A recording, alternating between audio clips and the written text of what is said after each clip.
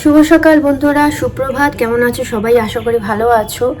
দেখো, যার যেরকম কাজ সে তো সেরকমভাবে করবেই, সকাল থেকে চালুই হয়ে যায়, কিন্তু তাও একটা স্পেশাল তো কিছু মুহূর্ত থাকে। তাই সৌমিক বললাম না, ও এগুলো অ্যাডজাস্ট করার খুব চেষ্টা করে। ও বলে চলো লাঞ্চটা বাইরে গিয়ে করে আসি। তো চলো দেখি কোথায় যাবো এখনো অবধি জানি না। রিকন কিন্তু তার স্যারের কাছে টিউশন করছে। তো চলো এখন রাখছি। কোথায় কি যাব না যাব কিছুই জানি না, যখন বেরোবো তখন দেখাবো।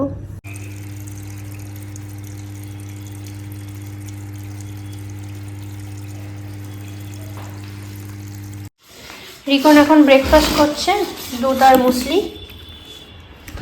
ও এটা পেলেই খুশি। আর আমি ছাদে এখন যাব, গিয়ে জামা কাপড়গুলো বাকি মেলে দিয়ে আসি।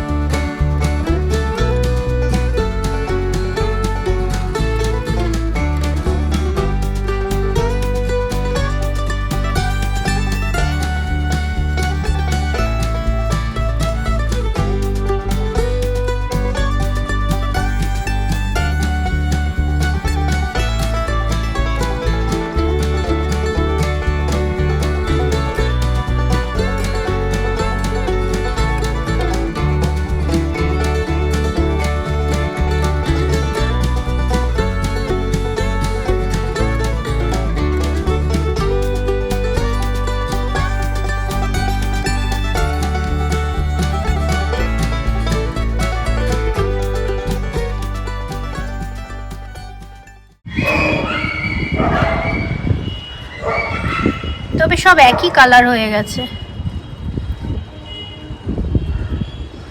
মারাত্মক লেভেলে ঠান্ডা পড়েছে আজকে। আর আরেকটা জিনিস দেখো, কুমড়ো গাছ।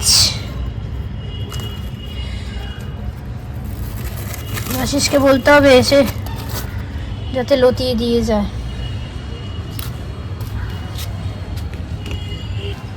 এ হচ্ছে আমরা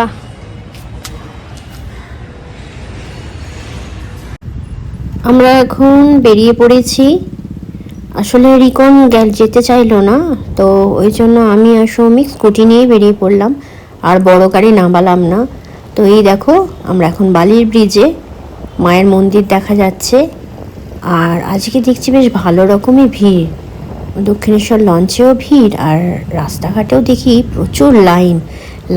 মানে এই লাইনগুলো হচ্ছে পুরো মন্দিরে ঢোকার লাইন শুধু ওই ফুটপাতে নয়, পুরো রাস্তায় চলে এসছে, যেখানে আমাদের গাড়ি চালাতে খুবই অসুবিধা হচ্ছে। কারণ গাড়ি যাবে না মানুষ যাবে, খুবই মানে অসম্ভব খারাপ অবস্থা। তো কিছু করার নেই, চলো এইভাবেই চলতে হবে। পুলিশদেরও এক এক সময় না কিছু করার থাকে না।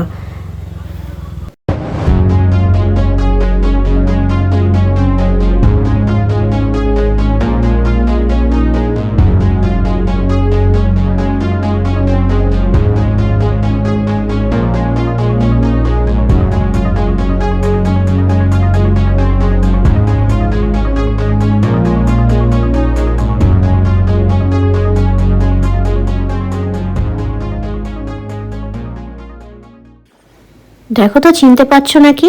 আমরা আমাদের গন্তব্যস্থলে পৌঁছে গেছি। এই হলো সেই গন্ধরাজ।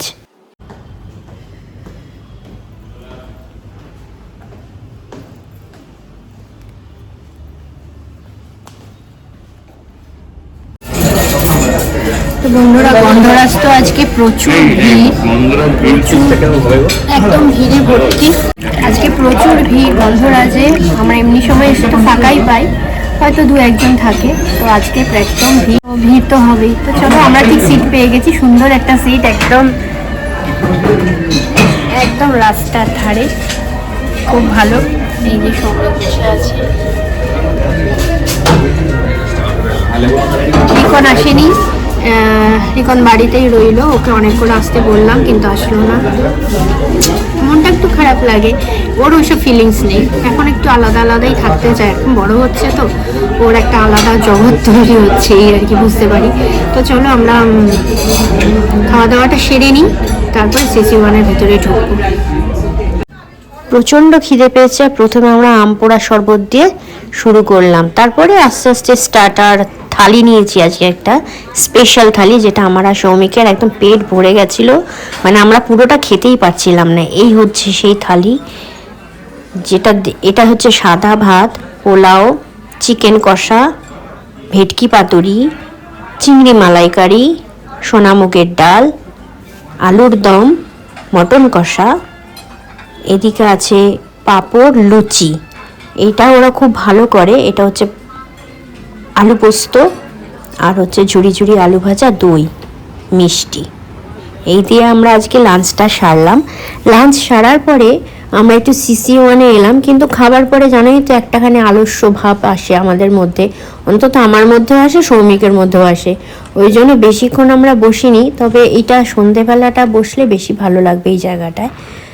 তো বেশিক্ষণ বসিনি আমরা, একটুখানি বসেই বাড়ির দিকে আবার রওনা দিলাম, কারণ রিকনও বাড়িতে রয়েছে। আজকে ভালোও লাগছিল না, ছেলেটাকে ছেড়ে একা একা লাঞ্চ করলাম। যদিও বাড়িতে বিরিয়ানি এনেই খেয়েছে, সেটা কোনো অসুবিধা না। বন্ধুরা, আমি আমার মায়ের মতন হয়েছি, জানো তো। সৌমিকও ঠিক এইরকমই, যে আমরা সন্তান ছেড়ে আমরা কিছু ভাবতেই পারি না, আলাদা এনজয় করব, আনন্দ করব, একদমই না। মানে ছেলে ছেড়ে না আমাদের সত্যি কিচ্ছু ভালো লাগে না, এনজয় করতেই ইচ্ছা করে না। আর এই দেখো আমরা বালির ব্রিজ আবার ফিরে চলে এলাম। ট্রেনের সঙ্গে পাল্লা দিচ্ছে সৌমিক। না না, সেরকম নয়ও। অ্যাকচুয়ালি এই ট্রেনটা এখান দিয়ে যাচ্ছিলো, কি ভালো লাগছে দেখো, ভীষণ সুন্দর লাগছে। পাশ দিয়ে ট্রেন যাচ্ছে আর আমরাও সঙ্গে গাড়ি নিয়ে যাচ্ছি। এই জিনিসটা আমি খুব এনজয় করি, মানে যাওয়ার পথে বা আসার পথে যদি একটা ট্রেন ঢুকে পড়ে না ব্রিজের মধ্যে, এটা দারুণ লাগে। আর এদিকে সূর্যটা দেখো কি সুন্দর লাগছিল, এটা পড়ন্ত সূর্য তো, ওই জন্য এত বেশি ভালো লাগছে দেখতে, পুরো গনগন করছে একদম আলো, আর দারুণ লাগছে। অ্যাকচুয়ালি স্কুটিতে যাওয়াতে না খুব সুবিধা হয়েছে, রাস্তায় প্রচুর জ্যাম ছিল আজকে। বাড়িতে এসে আমি একটুখানি বাবা ঘুমিয়ে নিয়েছি আধ ঘন্টা। তারপরে এই যে সন্ধেবেলা আমাদের চা খাওয়ার পালা।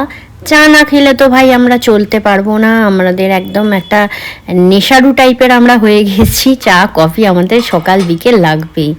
তো চলো চাটা করে নিয়ে যাই সৌমিকের কাছে, দুজনে মিলে চাটাকেও এনজয় করি। সব জিনিসটাকে না ভালোভাবে এনজয় করতে হবে, মানে ছোটোখাটো যে কোনো জিনিসকেই খুব ভালোভাবে এনজয় করবে, দেখবে ওখানে মনটাও ভালো থাকে, দিনটাও ভালো যায়। তবে দিন ভালো গেলে তোমার সব কিছুটাই ভালো থাকবে, এই আর কি, মনের মধ্যে আনন্দ থাকবে।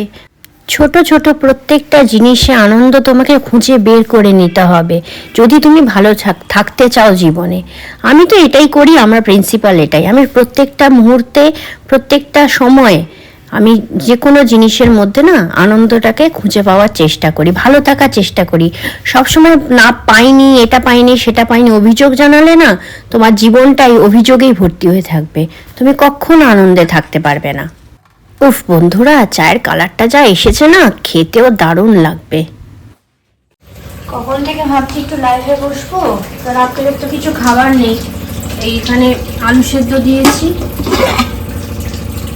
একটা এখানে দিয়েছি আর বাকিটা এখানে কুকারে করব। এই যে ভিজিয়ে রেখেছি, এই আলু সেদ্ধগুলো পরে করব, কারণ হচ্ছে আমাদের খেতে তো দেরি আছে আর মা আমাদের তাড়াতাড়ি খাবে, সেই জন্য এর মধ্যে একটা আলু সেদ্ধ দিয়ে দিয়েছি। আর এখন ভাতটা এই তাড়াতাড়ি বসিয়ে দিতে হচ্ছে, এখন প্রায় 8টা বাজে।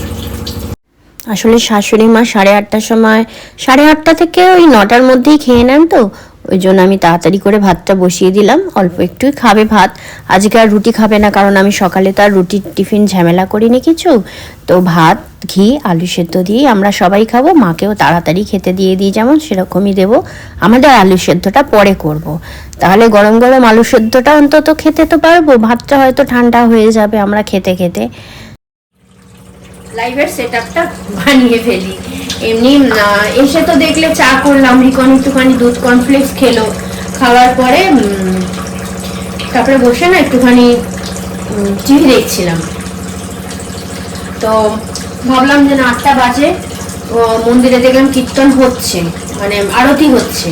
তা মা তো এসে যাবে, খেতে দিতে হবে। মা আজকে রাত্রে ভাতই খেয়ে নেবে, জলের মেশিনটা চলছে ওই জন্য আওয়াজ হচ্ছে। তো সেই জন্য ভাবলাম যে না, ভাতটা বসিয়ে দিই, আমাদের যখন খাবো তখন একটুখানি গরম করে নেব। আর আলু সেদ্ধটা আমাদের পরে বানাবো, কারণ হচ্ছে আমরা যখন আলু সেদ্ধটা খাবো না তখন লাগবে তোমার ঠান্ডা হয়ে যাবে।